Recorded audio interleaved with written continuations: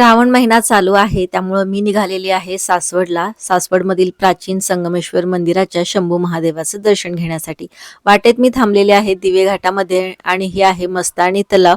मस्तानी तलाव काही भरलेला नाहीये इतका पावसाळा असून सुद्धा, आणि दिवे घाटामध्ये रस्त्याचं काम सुद्धा अगदी जोरात चालू आहे.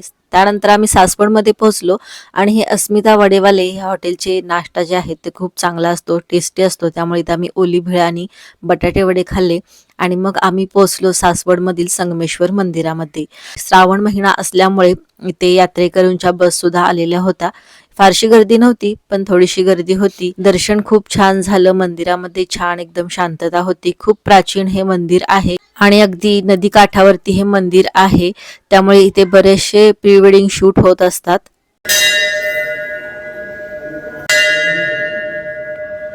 तर गाभाऱ्यामध्ये सुद्धा छान शांतता होती. दर्शन एकदम शांत निवांत झालं. शिवपिंड सुद्धा अगदी सुंदर फुलांनी सजवलेली होती. ह्याच्या आधी सुद्धा मी ह्याचा लॉंग व्हिडिओ बनवलेला आहे. मी त्याची लिंक ह्या व्हिडिओच्या खाली देईन, ती सुद्धा नक्की बघा.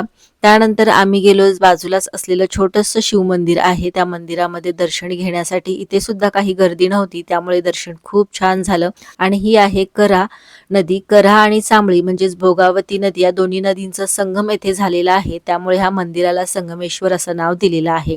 तर खूप छान असं घाट बनवलेला आहे जिथे आपण बसून नदीमध्ये पाय बुडवू शकतो, या नदीचा पाण्याचा आनंद घेऊ शकतो. आणि पावसाळा असल्यामुळे नदीला सुद्धा पाणी भरपूर आहे.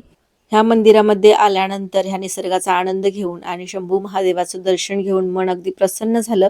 आता आम्ही जाणार आहोत कडेपठारच्या जुना जेजुरीगड चढण्यासाठी. तर भेटूयात नेक्स्ट व्हिडिओमध्ये. तोपर्यंत बाय.